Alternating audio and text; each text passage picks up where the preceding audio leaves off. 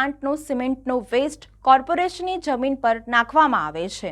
Youth Congress દ્વારા કમિશનરને રજૂઆત કરવામાં આવી, પરંતુ તેનું નિરાકરણ કરવામાં નથી આવ્યું।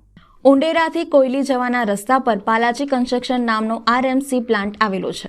તેના દ્વારા સિમેન્ટના જાડા થડનો વેસ્ટ ગોચરની જમીન અને કોર્પોરેશનની જમીન છે તેના પર નાખવામાં આવતો હતો। યુથ કોંગ્રેસ દ્વારા જીપીસીપીના અધિકારીઓને બોર્ડ કચેરીમાં પણ અને કમિશનરને પણ આવેદનપત્ર આપી અરજી કરેલી છે। મેલ દ્વારા પણ જાણ કરવામાં આવી છે, છતાં પણ આજ દિન સુધી તેનું કોઈ નિરાકરણ આવ્યું નથી।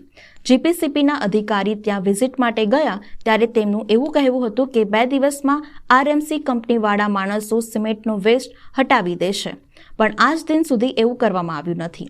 જીપીસીપીના અધિકારીઓની મિલીભગત છે કે કોર્પોરેશનના અધિકારીઓની મિલીભગત છે?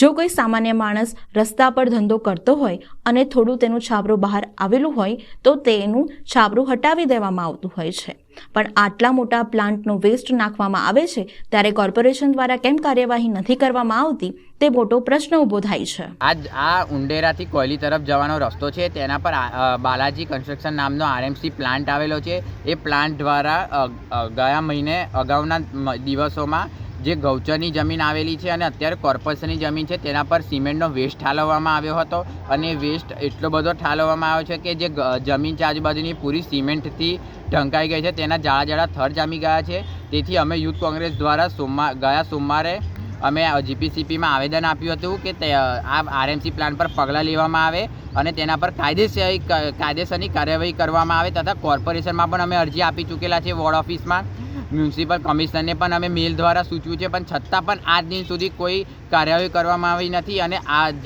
જે તે દિવસે અમે જીપીસીપીમાં આવેદન આપ્યું તેના બીજા દિવસે તેમના અધિકારીઓ દ્વારા અહીંયા પ્લાન્ટની વિઝિટ કરવામાં આવી હતી, અને એ વિઝિટ જ્યારે કરવામાં આવી ત્યારે પ્લાન્ટના જે આસિસ્ટન્ટ મેનેજર છે તેમને એવું કીધું હતું કે 2 દિવસની અંદર અમે જ્યાં વેસ્ટ નાખેલો છે એ કાઢી લઈશું અને એને હટાવી દઈશું, પણ આજે 1 અઠવાડિયું થઈ ગયું છે એ વાતને। એ વેસ્ટ એવો ને એવો છે, સિમેન્ટના પોપડા એવા પડેલા છે અહીંયા, એના લીધે આજુબાજુ ધૂળ ઉડે છે અને ધૂળના લીધે અહીંયા આગળ શ્વાસના રોગ થાય છે। શું જીપીસીપીના અમુક અધિકારીઓ પ્લાન્ટવાળા સાથે મળેલા છે કે પછી શું તેઓ દ્વારા જાણી જોઈને આ કામ કરવામાં આવતું નથી? કોર્પોરેશનમાં પણ અમે અરજી આપી ચૂકેલા છે, પણ આજ દિન સુધી કોર્પોરેશનના એક પણ અધિકારી અહીં જોવા માટે આવ્યા નથી। શું કોર્પોરેશનના અધિકારીઓની મિલીભગત છે આની અંદર?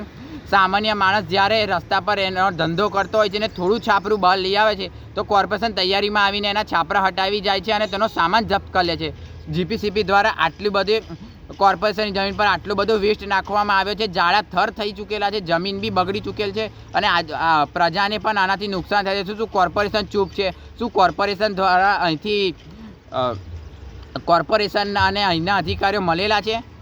અને શું જીપીસીપીના અધિકારીઓ પણ કોઈ પગલાં લેવામાં આવતા નથી? આજે 1 અઠવાડિયું થઈ ગયું, છતાં પણ તમે જોઈ શકો છો કે આજુબાજુ વેસ્ટના જાડા થર જામી ગયેલા છે।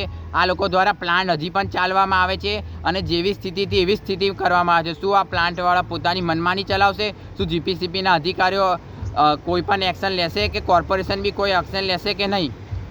આગામી દિવસોમાં આ તમારું નિરાકરણ નહીં આવે તો શું કરવામાં જો આગામી દિવસોમાં આનું નિરાકરણ નહીં આવે તો અમે કોર્પોરેશન કચેરી યુથ કોંગ્રેસ આંદોલન પર બેસી જશે અને કોર્પોરેશન કચેરીએ તાળા મારી દેશે। શું નામ તમારું? ધ્રુવ પંડ્યા, વડોદરા શહેર યુથ કોંગ્રેસ ઉપપ્રમુખ।